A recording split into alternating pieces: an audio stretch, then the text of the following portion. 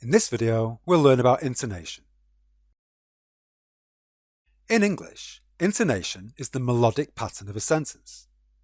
It can be a very powerful tool in English and can be used to do a number of things. For example, changing intonation can change the meaning of the words you use. Different intonation can make you sound polite, annoyed, happy, or sad, etc. For example, listen to the different ways I can say, "Do you need some help?" Do you need some help? Do you need some help? Do you need some help? Do you need some help? There are a number of different patterns of intonation in English, but in this lesson we're going to focus on the two most common ones, falling and rising. Let's look at falling intonation first.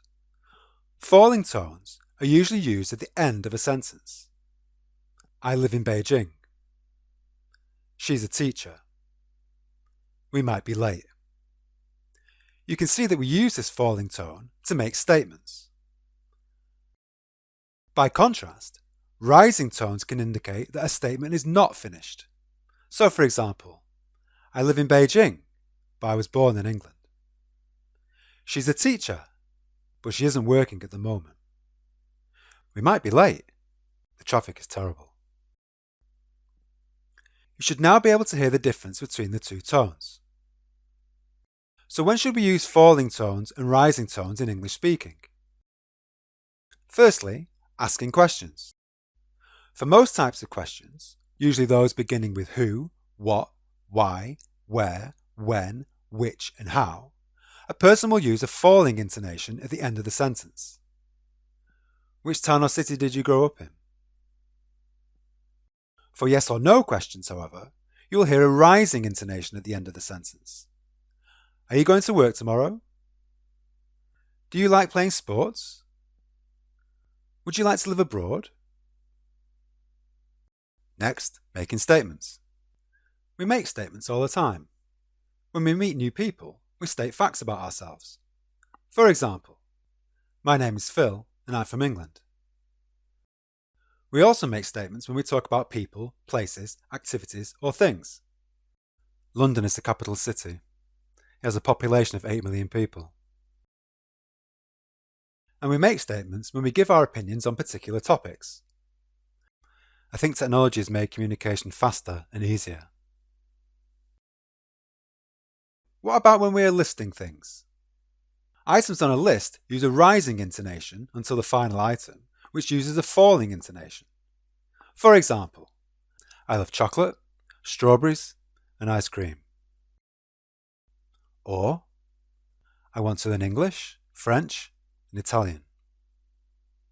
Finally, let's look at which intonation we use when we are talking emotionally.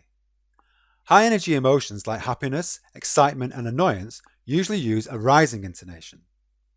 The example below can express joy, surprise, or annoyance depending on the situation. I couldn't believe I'd finally passed my exam. Whereas boredom, sarcasm, and disinterest often use a falling intonation. For example, the sentence below would sound very sarcastic if you said it in a low pitch. It rained the whole time we were there. It was great. Now let's test what you've learned about English intonation. We're going to do two exercises. First of all, let's review our understanding of rising and falling tones.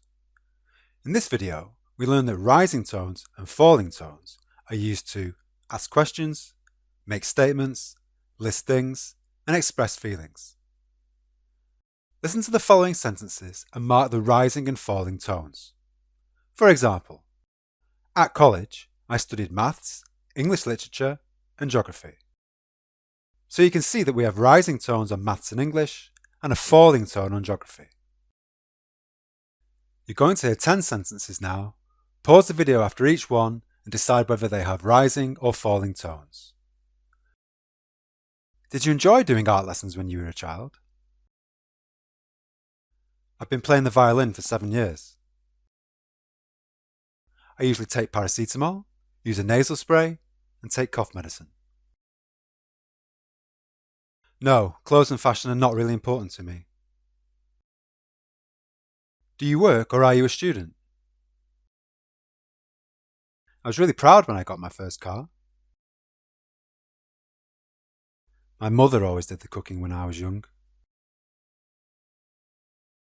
We love walking in the hills near where we live. It's so refreshing. I don't think my family would like it if I changed my name.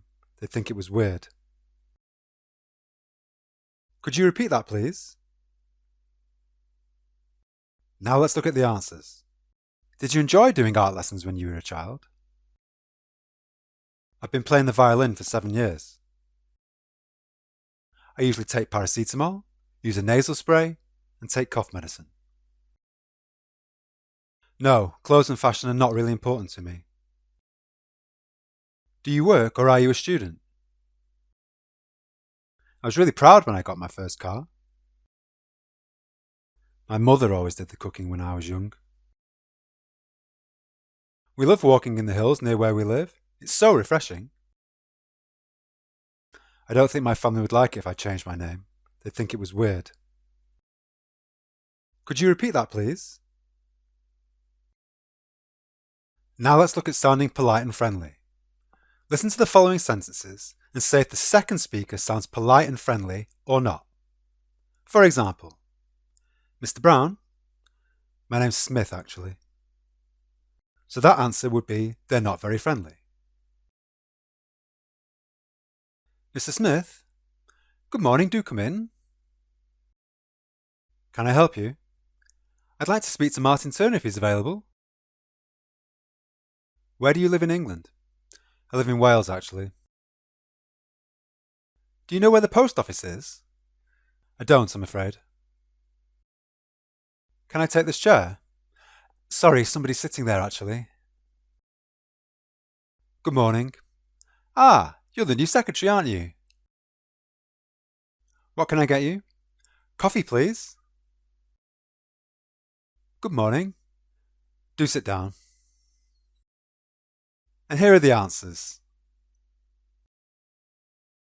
Not too difficult, was it? But we can see how important intonation is when we're communicating. So remember to keep a polite, upbeat tone when you're talking to people. In the next video, we'll study word stress.